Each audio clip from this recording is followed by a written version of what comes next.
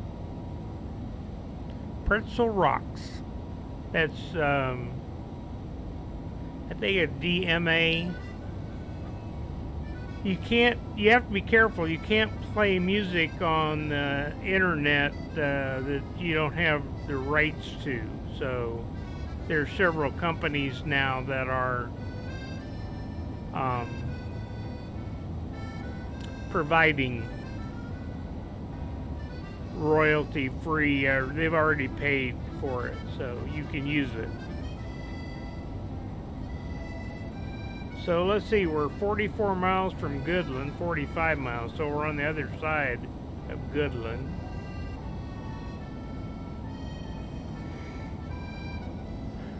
Let's go back outside.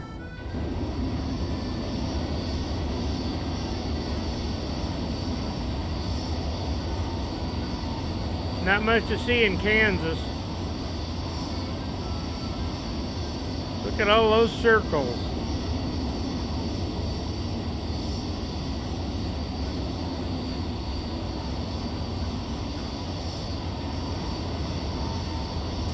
Another cool view is this one.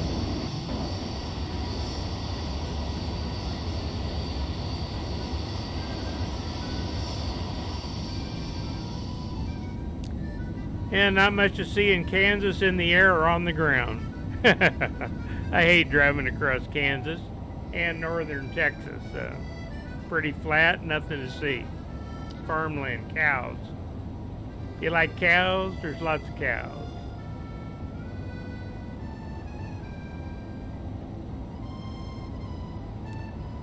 So this squiggly line here means that you're going to be at 18,000 feet at that point. So when we put in a lower altitude, then it will show. Oh, okay, there's Emporia. We're 212 miles. I started down way too early. I shouldn't have done that. I should have waited till it showed me top of descent at 31,000.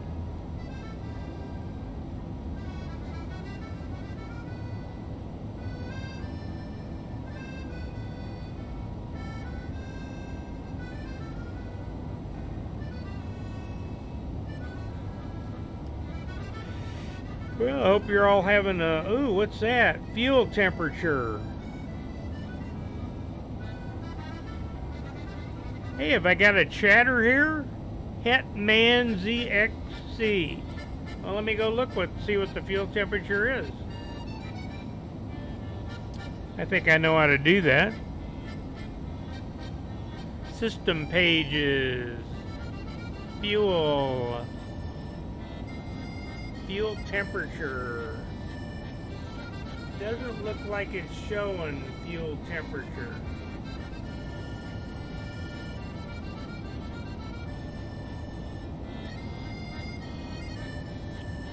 It's showing the total air temperature. It's showing the SAT at minus 13C, and it's showing ISA plus 6. ISA is the deviation from standard, so.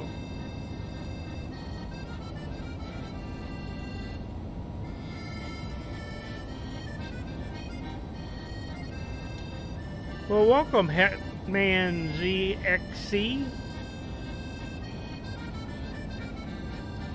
If you're still around.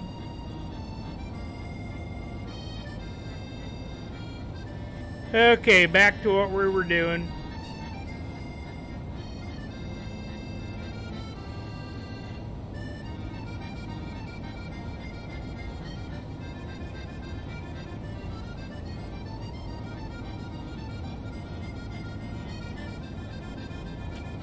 I wonder what happens if I pick airport camera.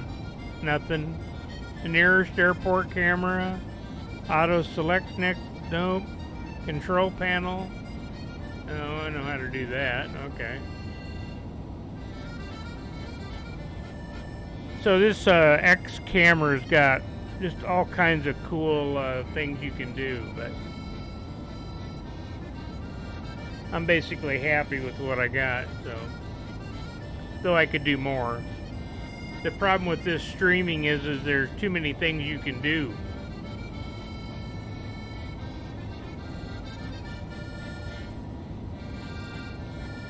That's basically what happened to me. I got so bogged down in all the different things that I finally had to decide, okay, get these things and go.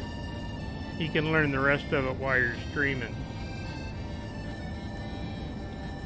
Okay, let's go back to this page.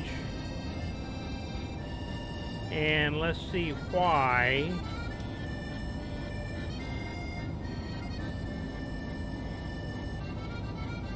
See, that's showing a little descent arrow. But we ought to have something. Well, actually, maybe that's what that's showing. That's showing that that's where we need to start down out of 18 to cross that Jayhawk at 12. So that could make sense. It's just a little bit hard to see right now because of how far out we're watching.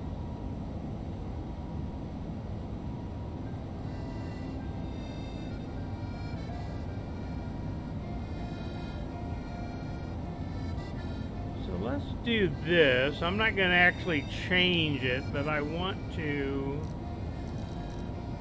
see if this changes that squiggly line there.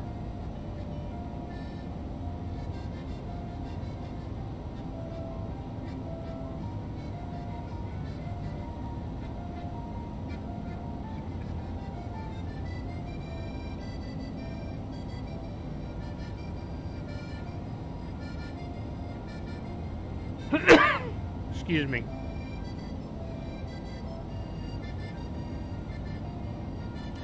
Looks like the sun's going down.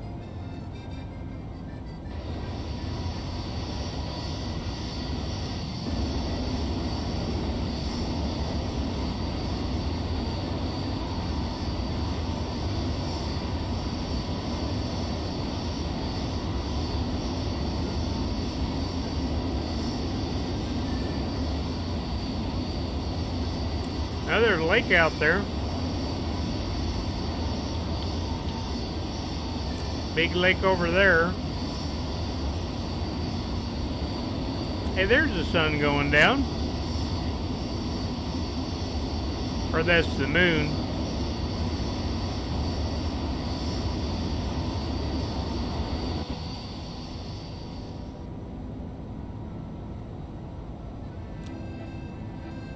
Yeah, Linda seems bored over here.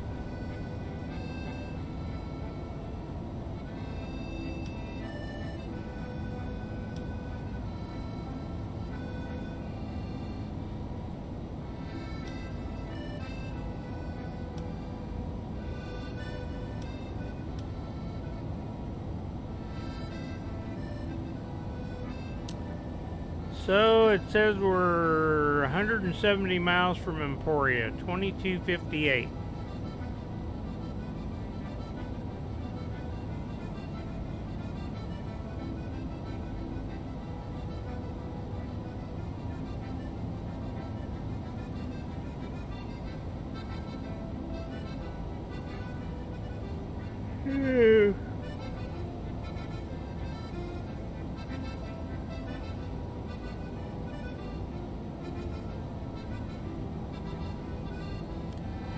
So let's go back and see what speed we're supposed to be flying.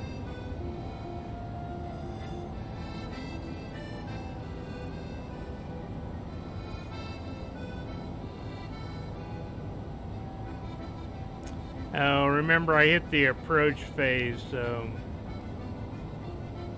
it's not going to give me any phases but this one. Bummer.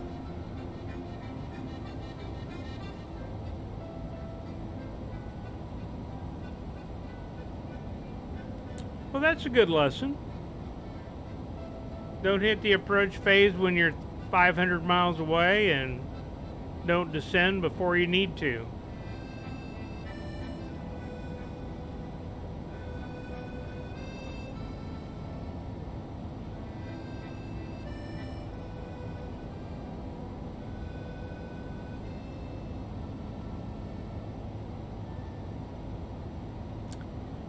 So we're just cruising along.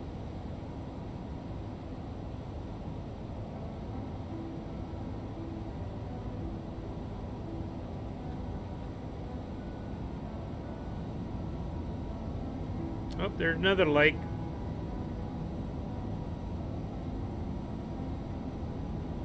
Lots of big lakes out in Kansas and in Missouri. I live on the biggest lake in Missouri, the Lake of the Ozarks. I think it's got about 1,300 miles of shoreline.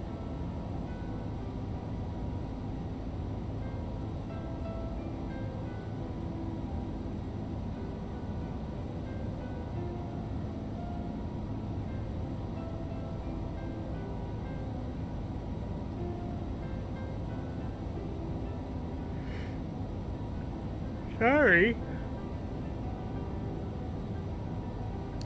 I got up pretty early this morning. We heat the bottom part of our house with a wood-burning stove, so there's the idea that you keep it burning all night really slow so that you've got plenty of coal in the morning to heat it back up and heat your house up. So I read about how to do a all-night fire, but I have not figured it out. So that's correct. That little mark right there is where we need to descend out of 18. We're 147 miles out of Emporia. We still got a 1-knot tailwind. Not impressed with these winds aloft. And we're not picking up Kansas City yet.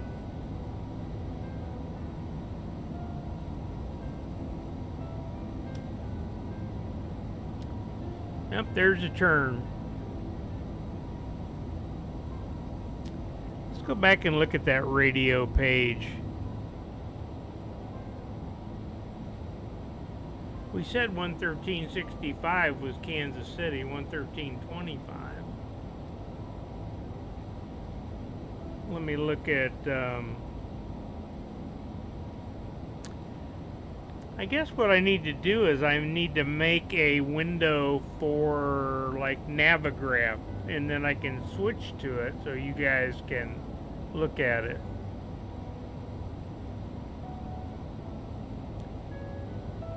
Oh, the frequency, okay. Sorry, 113.25.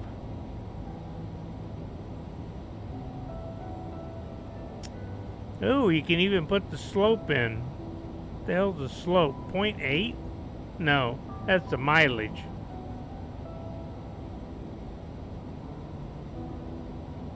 Oh, the slope is 3.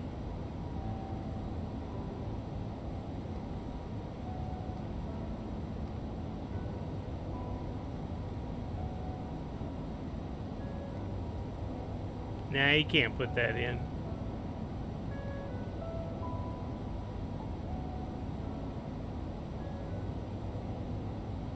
And the course is 011.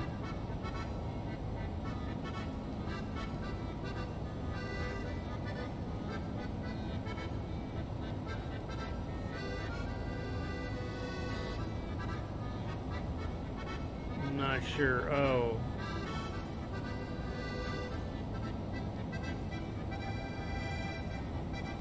I think I better delete that one before I... Uh-oh.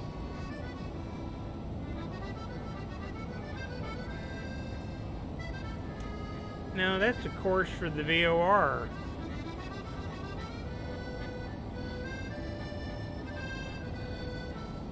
Oh well.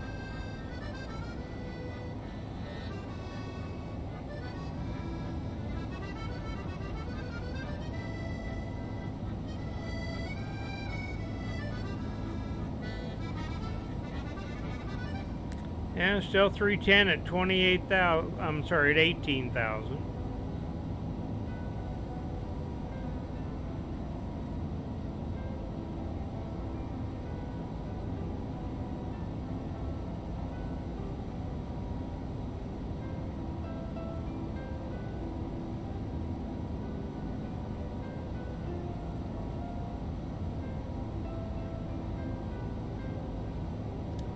I'd go off and do something, but just as sure as I did, I'd crash or something while I was fiddling. Well, we're not in stereo cockpit, so we could be doing some other stuff. So, see what another source would be.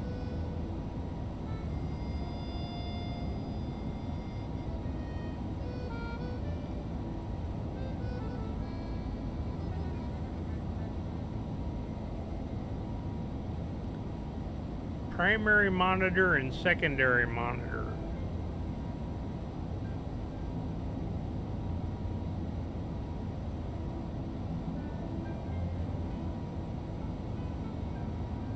Oh, you probably don't want that. That's funny.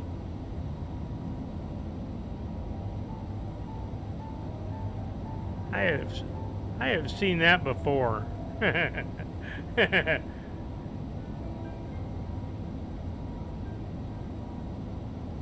What I want is a window. So let's see if I can get a window.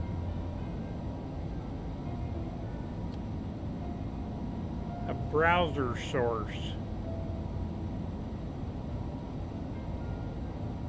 A website. Let's try that. Well, I don't know. We might.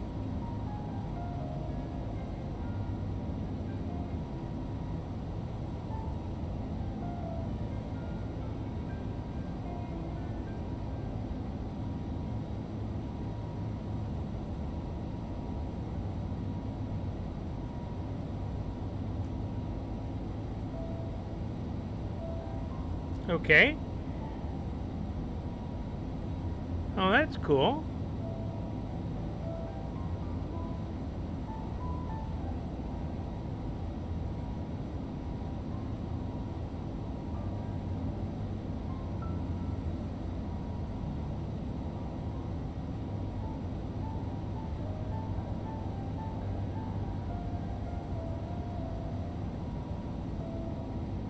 I don't know whether you can control it like that.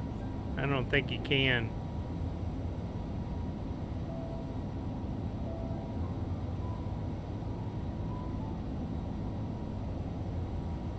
Oh well.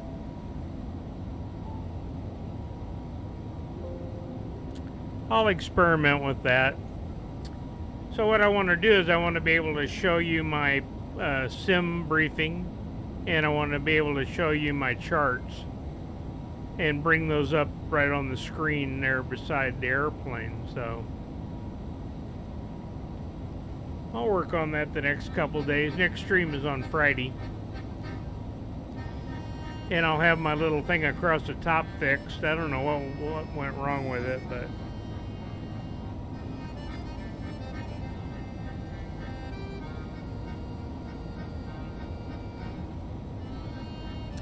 well, we're 102 miles from Emporia.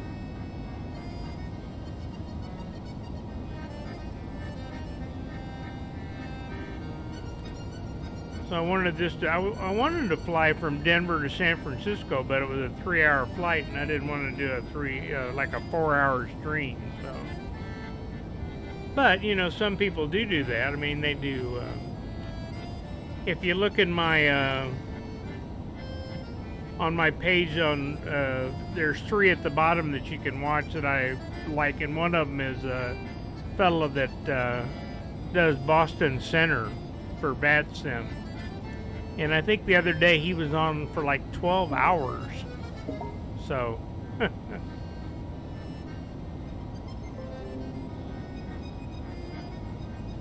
so that little thing that I said might be the descent, which is right there. Why it's over there, I have no idea.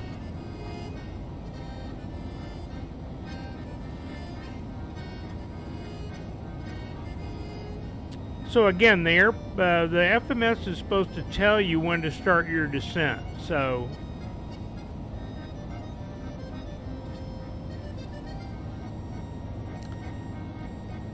but we know we're at 18,000 and we're going to cross Jayhawk at 12. We only have to lose 6,000 feet and 40 some miles. So That shouldn't be a big problem.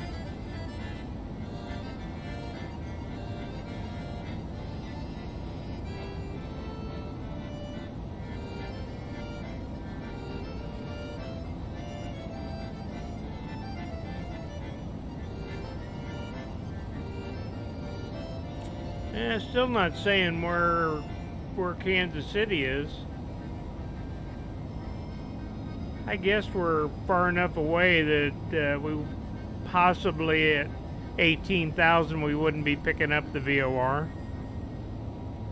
That's a great thing about global positioning and inertial navigation, and you don't need any of that ground-based stuff.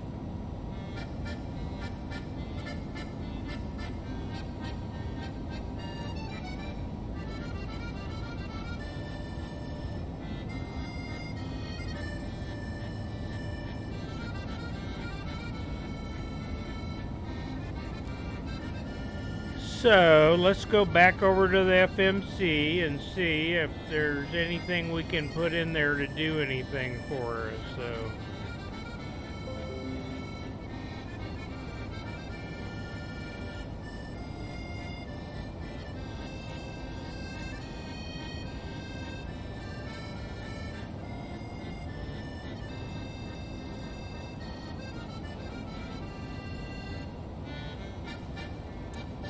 we've got IDOT in there, and I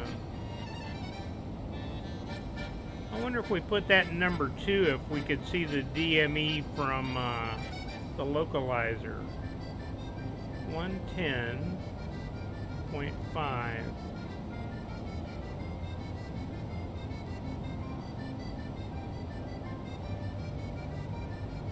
Okay, and then let's go back and look at the page there. Now, it's not showing it up.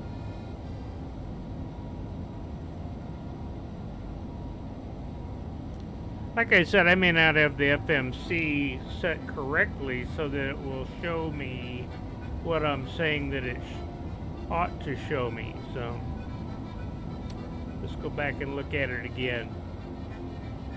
The flight plan page. So we are Emporia at 18, Jayhawk at 12,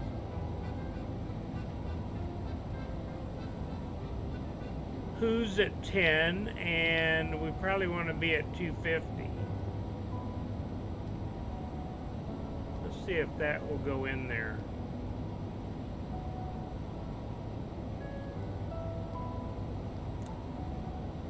You don't have to retype it. 250, okay. Okay, now it shows us who's at 250 at 10. Let me see if that's what that is.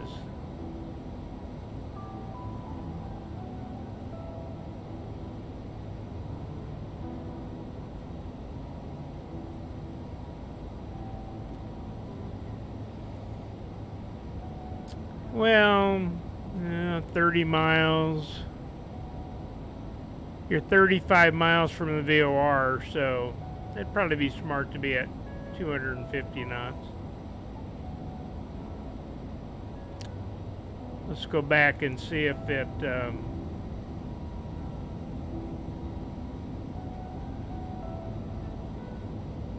that thing's jumping around, isn't it? I don't know why it's over. That little down thing over there is over there on the thing, but again, you know, they're all working on it really to make it better. Floyd Stearman weather. What the heck is Floyd Stearman weather? Oh, that must be in that frequency I tuned in.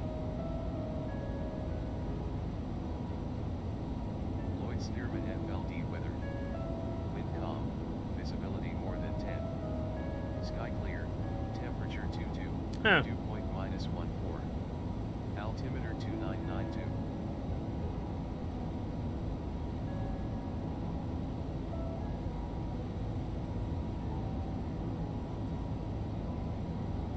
Stearman FLD weather. Wind calm, visibility more than 10. Sky clear, temperature 22. Dew point Well, it's good that we have some -1. music to listen to. Altimeter 2992. Otherwise, we'd really be bored.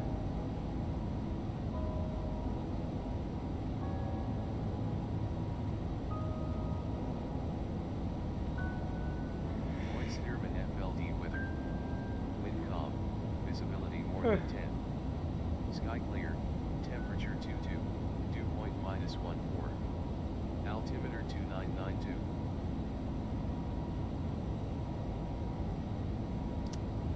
Lloyd Stearman Field. Lloyd Stearman FLD weather. Wind calm, visibility more than 10. Sky clear, temperature 22. Dew point -14. Uh-oh. Altimeter Something's going on. Let's look over here and see what it says. Uh-oh. Lloyd Stearman FLD weather. Fuel left tank low. Fuel cross feed on. Sky clear, temperature Okay. 22. Dew point -14. Altimeter 2992.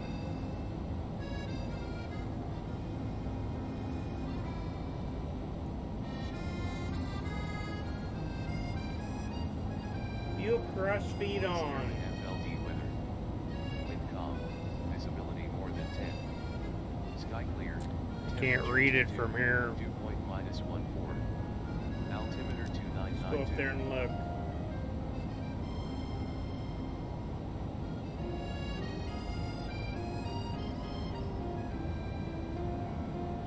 Lloyd Stearman FLD weather. Wind calm, visibility more than 10. Sky clear, temperature 22. Dew point -14. Altimeter 2992.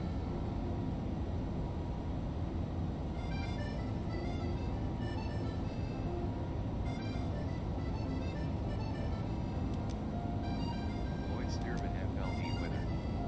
Wind calm, visibility more than 10.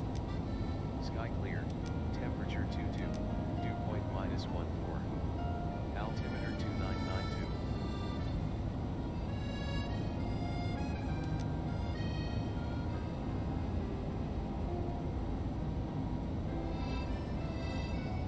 Lloyd Stearman FLD weather. Wind calm, visibility more than 10. Sky clear, temperature 22. If no leak in imbalance, Altimeter pump 2992. 1 and 2 off. Let's go look at that. Well, you can see there's this tank is a lot lower than this tank over here. Visibility more than 10. Sky clear. Now the cross feed's on, so -1. that should balance it out. Altimeter 2992.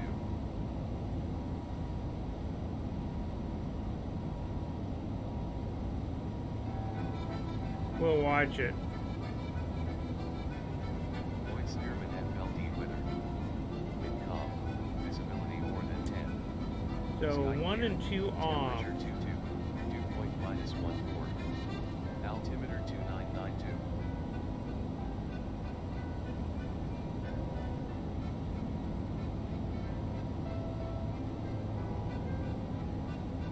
Lloyd Stearman on. FLD weather. Wind calm. Visibility more than 10. Sky clear. Temperature 22. Dew point -14. Altimeter 2992. So we got the cross feed on, so now we got one engine providing fuel to both, I'm sorry, one tank is providing, oh now they're, look at them now. I guess that's what the cross feed did. Temperature 22. Dew point -14. Altimeter 2992.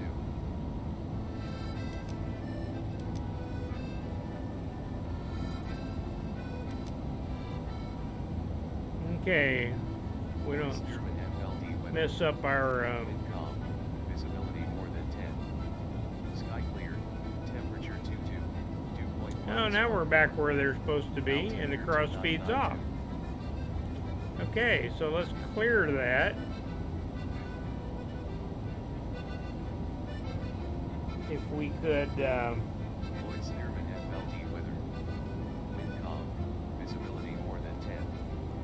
that gets rid of that. Temperature 22. Dew point -14. Left and right wing tanks are low level. I'm glad we're going to be on the ground here shortly. Land as soon as possible.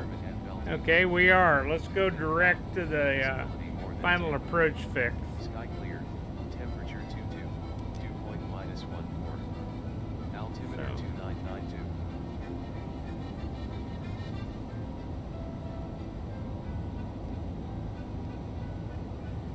We want to go direct misser. Lloyd Stearman FLD weather. And let's go back. Calm. Visibility more I than don't think 10. I hit the right button. Sky clear. Yeah, there's Temperature 22. misser. Dew point -14. Insert that. Altimeter 2992. Okay, we should be going direct misser now. We are. Lloyd Stearman FLD weather. That's pretty fun. Calm. Visibility more than 10. I thought we had plenty of gas, but now it's saying we're don't have plenty of gas. Oh, you know what happened? I know what happened. Anybody else know what happened? DM me if you know what happened. No. The reason we're having a fuel problem is because I descended from 36 down to 18. That used a lot more gas. Okay, so let's see if we can get on the ground before we have a problem here, Houston.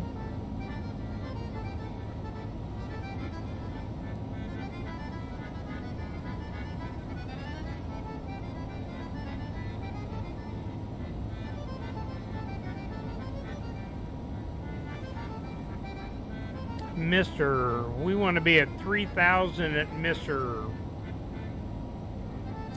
Let's start a nice slow descent to 3,000.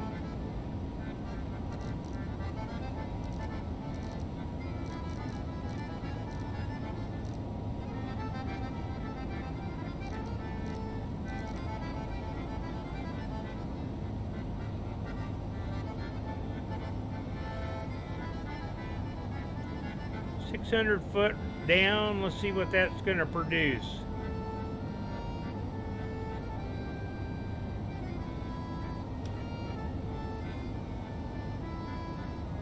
Well, we're 80 miles out.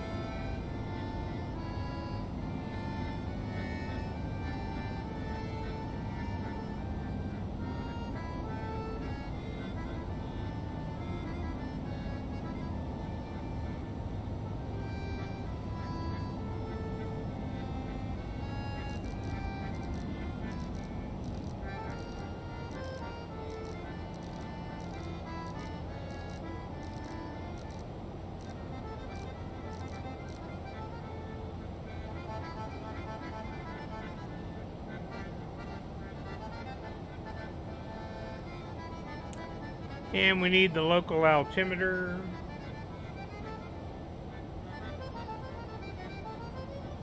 And we'll say it's 2998.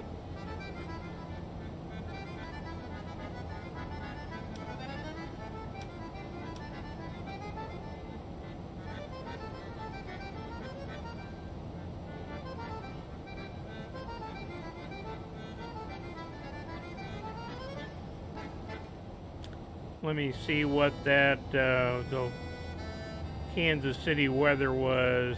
3020 on the altimeter. 3020.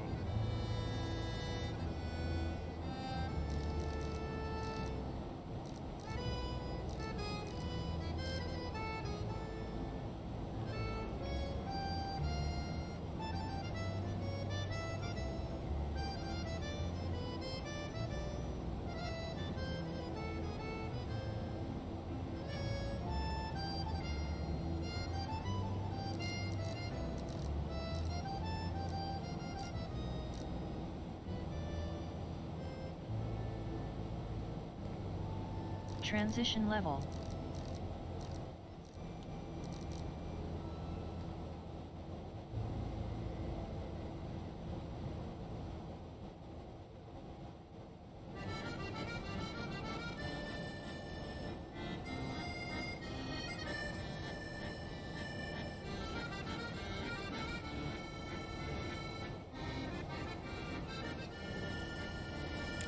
Well, we just have to be careful that we don't um,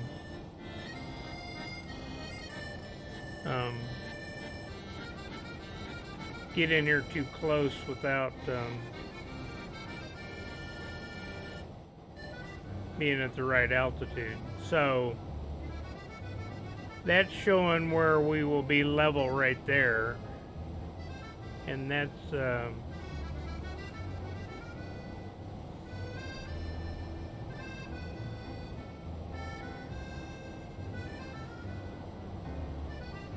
1,400. So we got 2,700 pounds of fuel.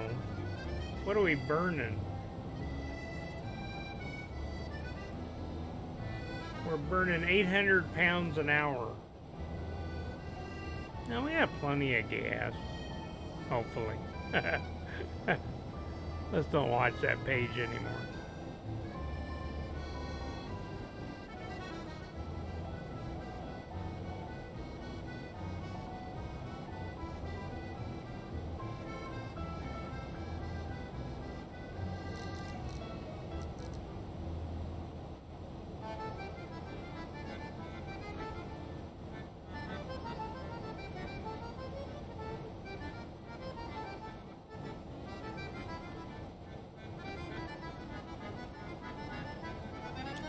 Well, we already instituted that approach phase, so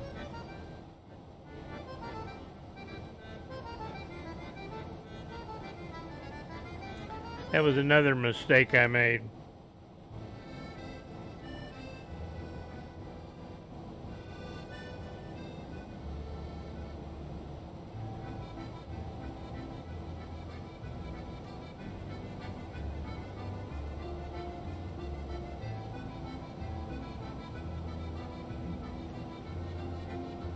It'll be interesting to see how much fuel we have.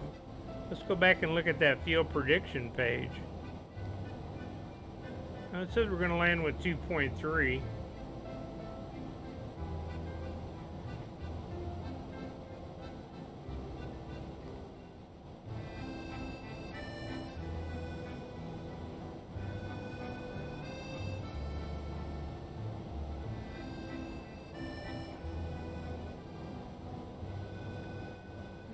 Dashy, let's go to Dashy.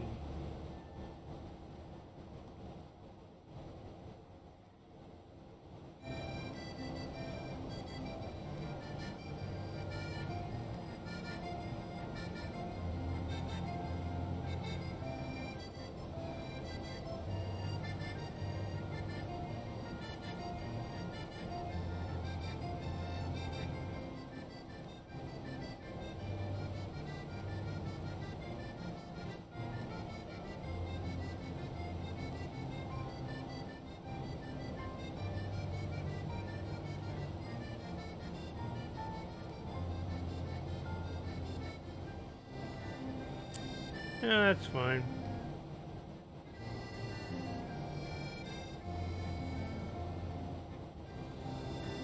Now we're going through 10 and 250. We're 40 miles out.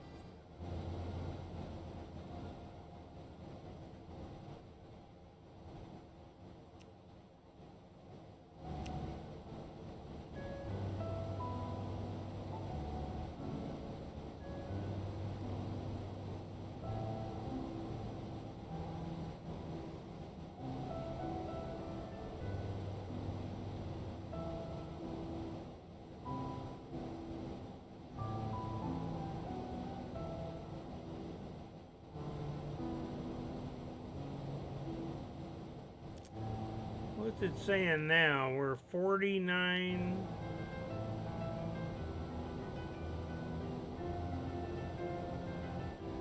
I'm just looking at VOR1. Let's look at the radar radio page again.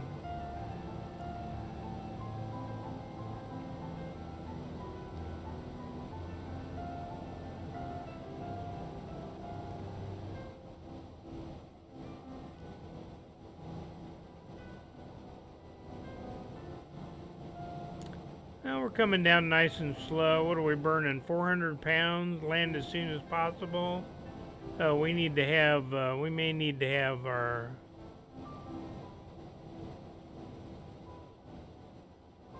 Linda do some work here. Nope, after landing. Checklist.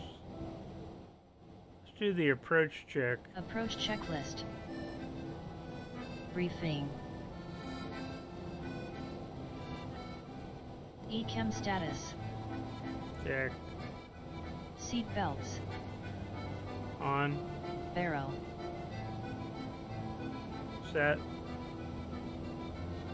QNH 3020 set. Minimum. Set 100. 100 set. Engine mode selector. Normal. Set normal. Approach checklist completed. All right.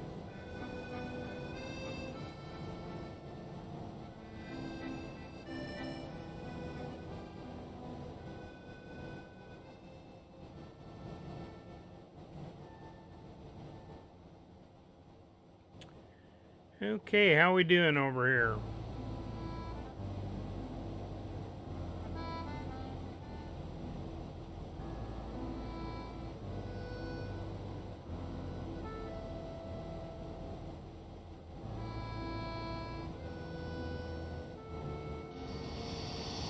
Oh, cool. Look at the lakes and the roads and everything. There's the Missouri River. Looks like we're coming over Wyandotte County Lake, but that can't be right. We're too far out.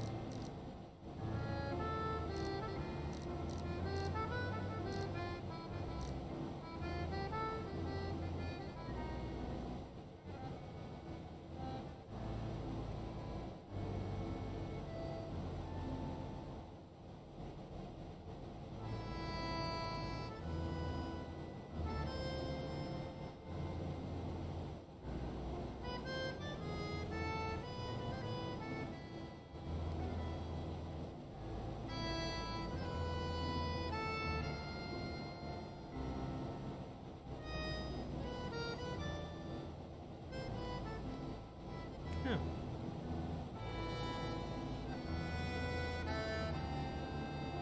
2,500.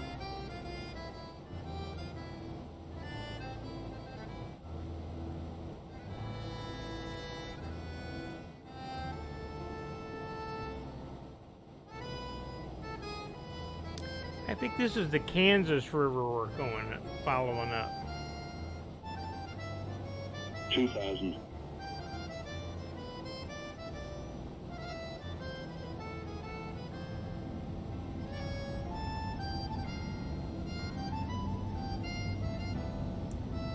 Let's see, we are about 30 miles out, so let's start slowing.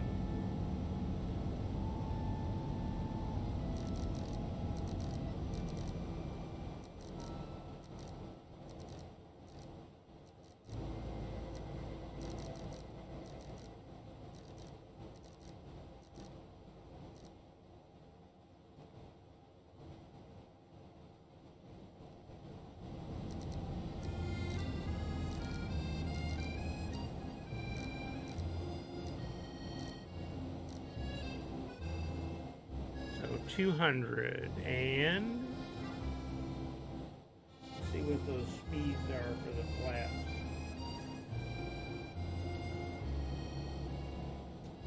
200 is flaps 2, so we can go flaps 1 now.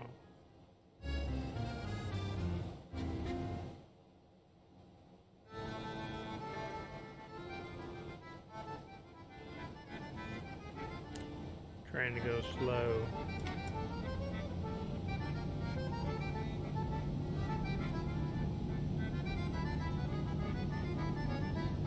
Flaps 1.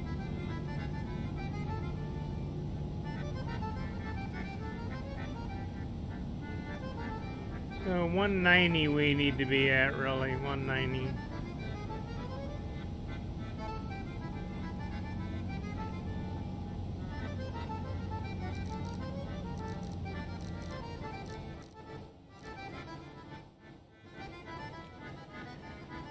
So if we slow to 190, we'll be able to put flaps 2.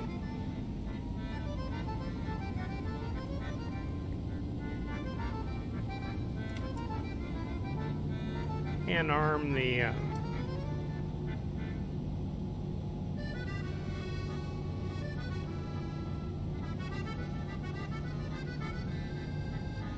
24 miles out.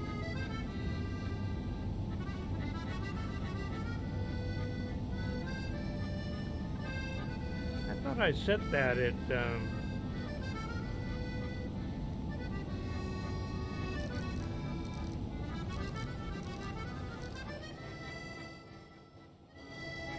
yeah, 200.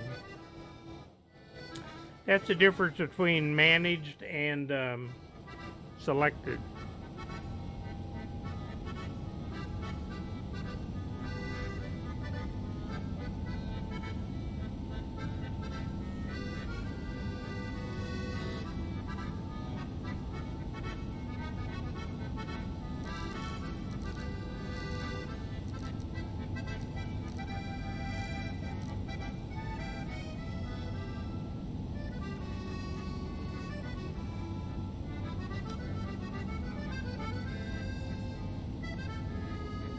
I'm just vectoring myself over for the approach.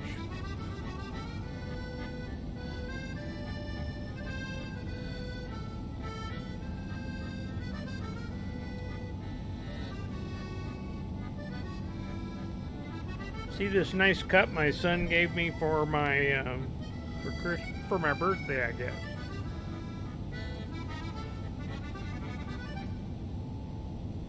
Where'd it go? There it is. Airbus Mac. If you want one, let me know. Whoa.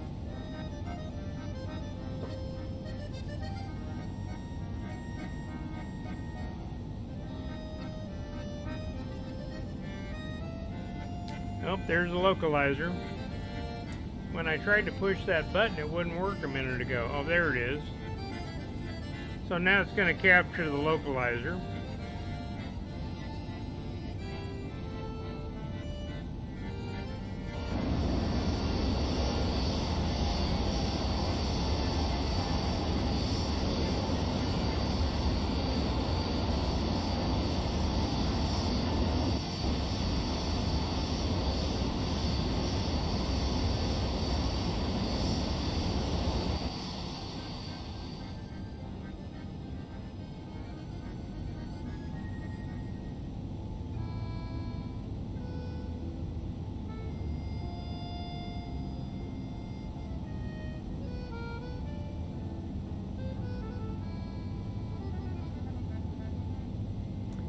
So we got speed, altitude, heading, and the localizer's armed. So, and we should be flaps 2. We are flaps 2.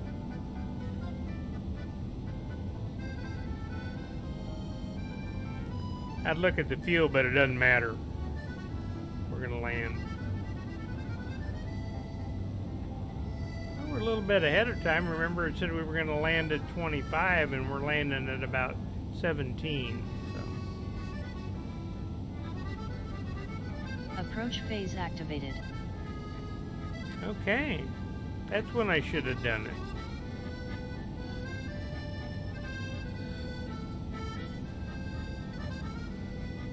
Oh, there's a localizer.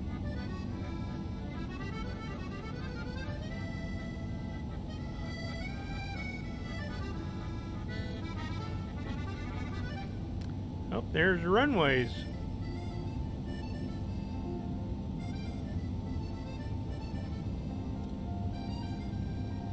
localizer.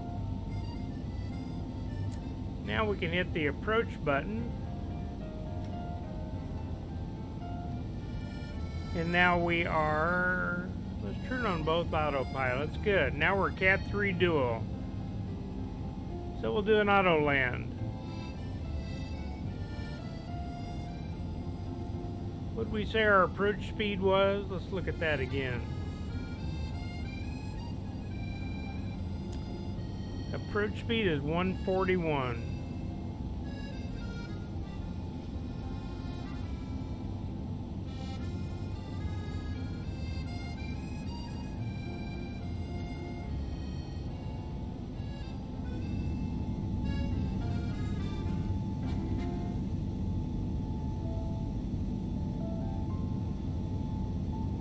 That's Wyandotte County Lake.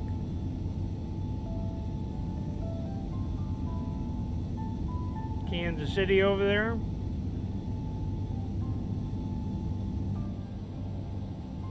Oh, and there's a nice airport. Let's look at that from outside.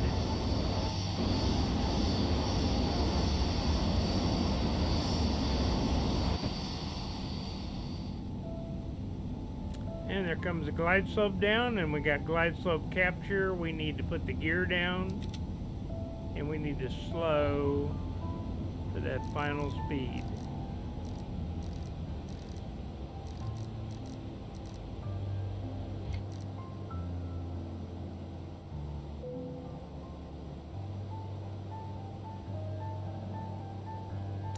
And the tower said we're clear to land.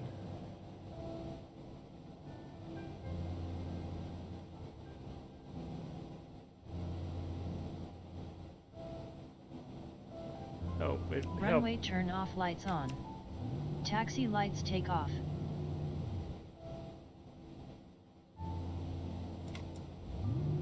And now we're full flaps.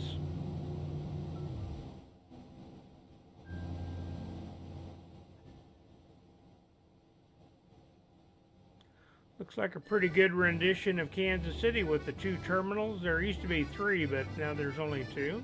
They're building a new one right there. 1,000.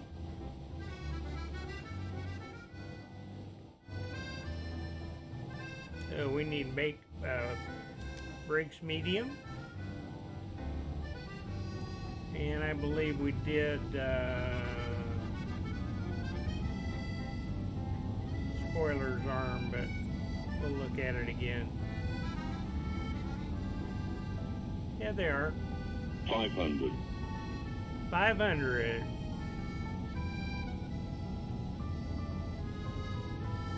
400. Land green. 300.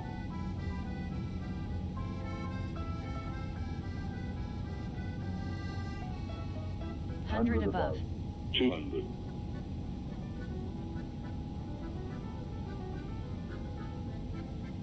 Minimum. 100. 50. 40. 30. 20. 10. Drive. Ground spoilers. Decel. Reverse green. It does a beautiful auto land.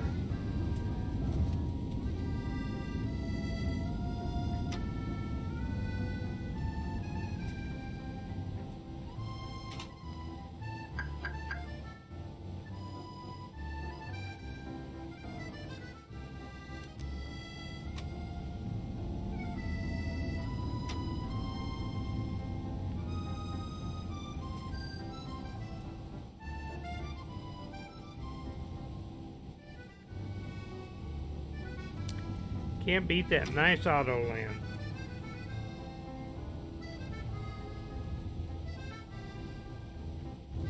After landing procedure. Strobe lights auto.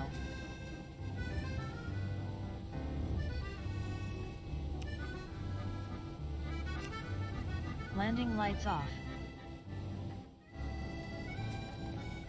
Radar weather off.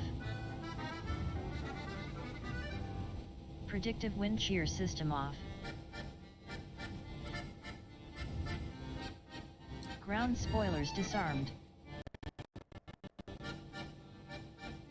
Engine mode selector normal. Flaps retracted. TCAW standby. Terrain on ND off.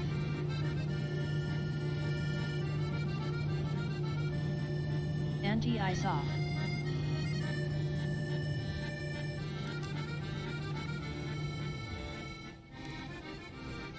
Well, it's a long ways around this airport. APU start. Not as bad as Denver, but After almost. landing procedure completed. Hey, Ken.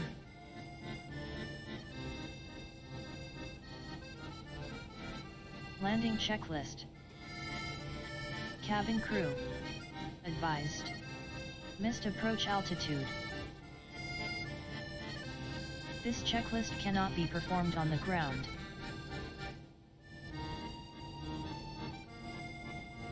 After landing checklist. Flaps. Retracted. Spoilers. Disarmed. APU. Started. Radar. Off. Predictive wind shear system. Off. After landing checklist completed.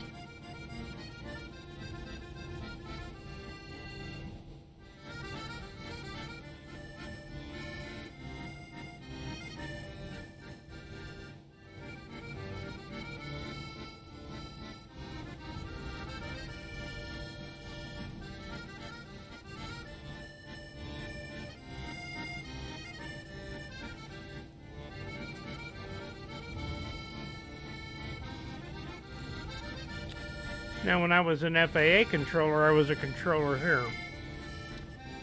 Matter of fact, I came from the downtown airport to KCI on the day that it opened in November of 1972, I believe.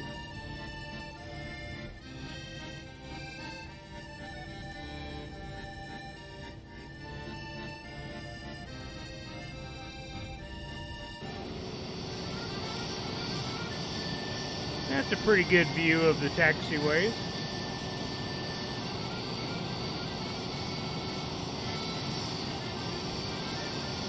Almost makes it easier to taxi from outside.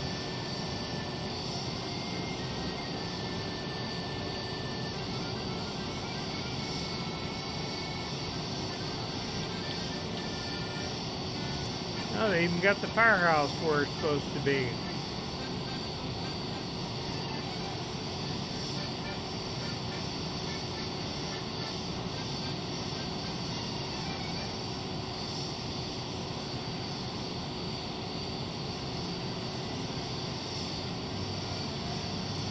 And that's where Southwest parks at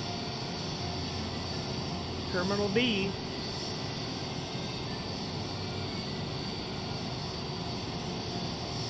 It's really cool how they simulate all this stuff the correct way.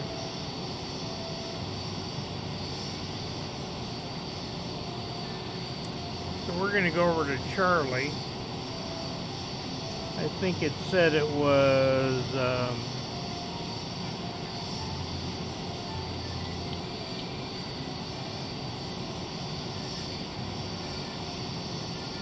78 and 79.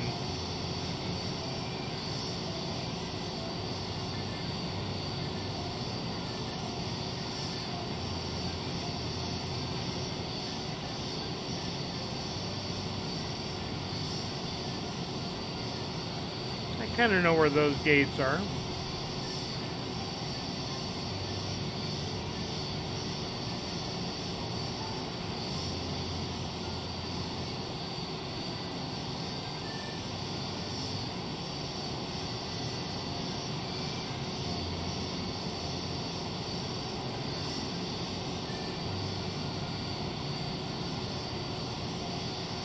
It'll be funny if we get over here and there's another frontier here.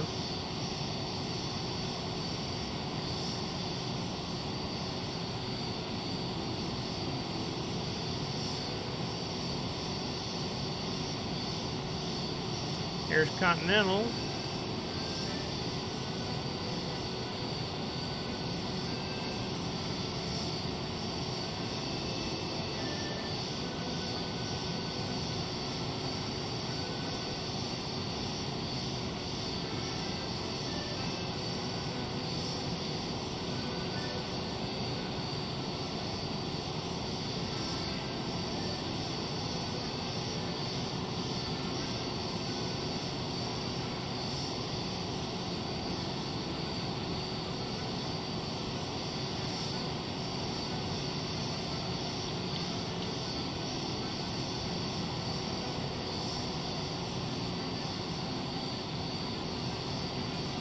Kind of hard to see what the gates are.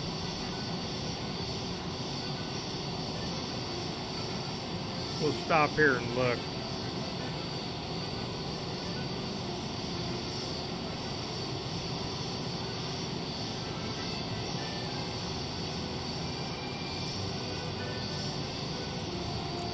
Wow, it looks pretty full.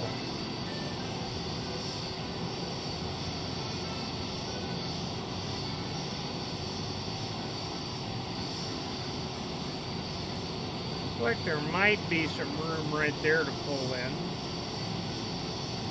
Let's go ahead and go down around a little bit farther.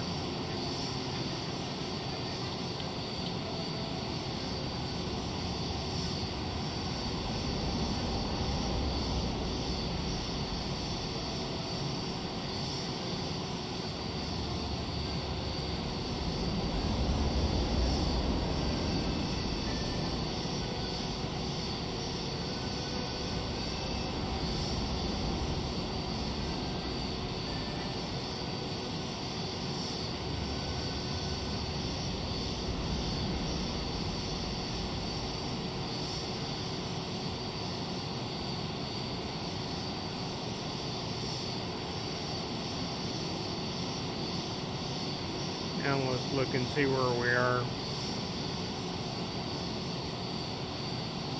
Now we ought to be able to go right in here if we could see.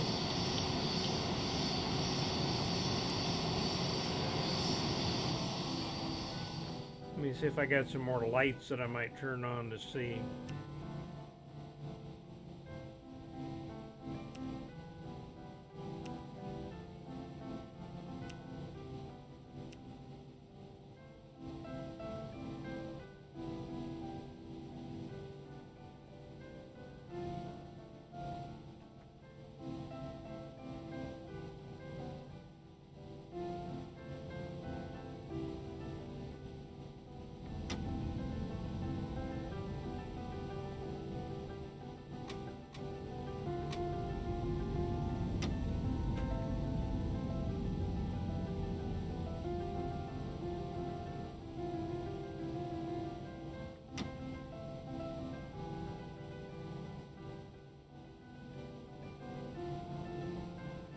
Here it is.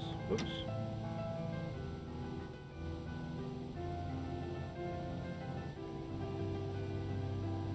Kind of hard to see in the dark.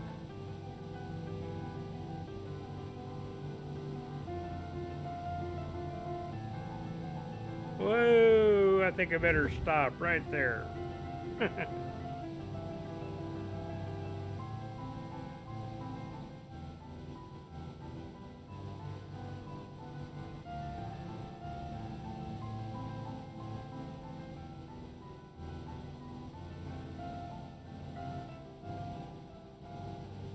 Parking procedure. Parking brake, on. APU bleed on. Engine 1 master, off. Engine 2 master, off.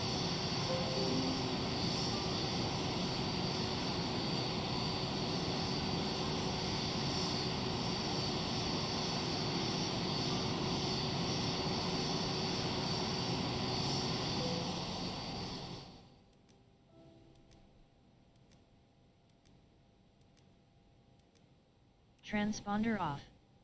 Parking procedure completed.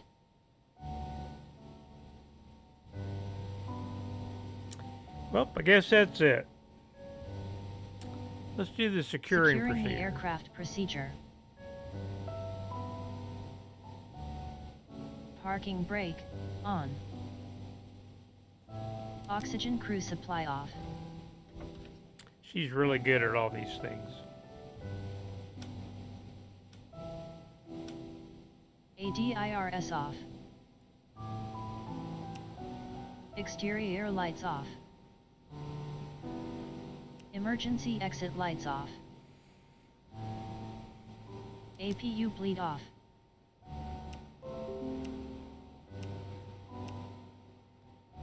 APU master switch off. Uh-oh. We're going to go in the dark here if we don't... Battery 1 and 2, off. Securing the aircraft procedure completed.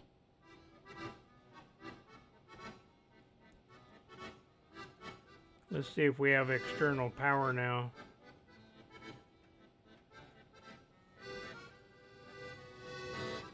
It's available. Better grab it.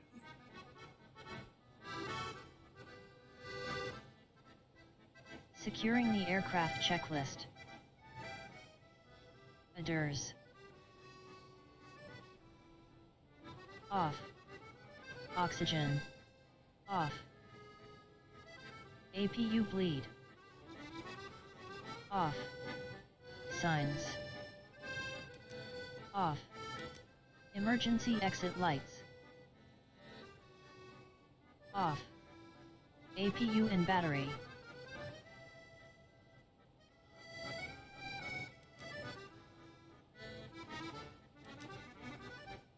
Off. Will dim display brightness.